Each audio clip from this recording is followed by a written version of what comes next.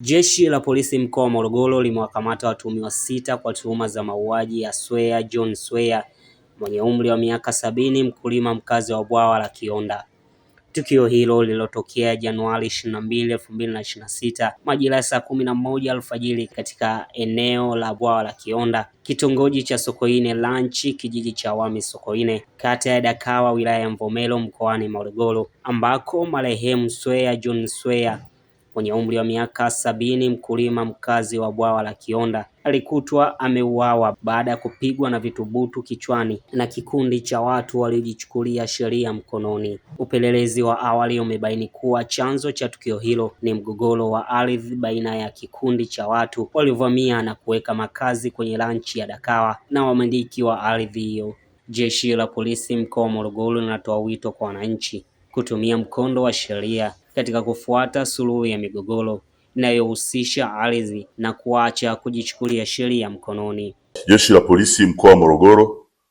limefanikiwa kuwakamata watuhumiwa 6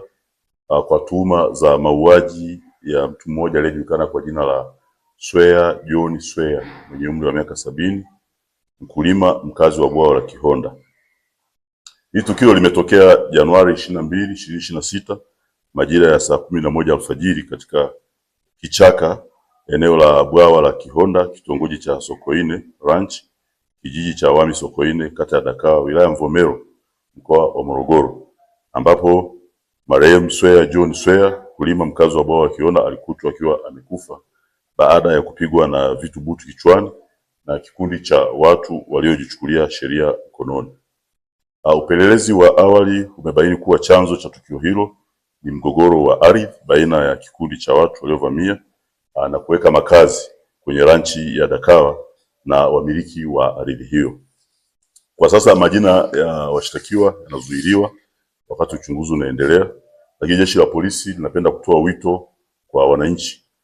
kutumia mkondo wa sheria katika kutafuta suluhu ya migogoro inayohusu ardhi na kuacha kujichukulia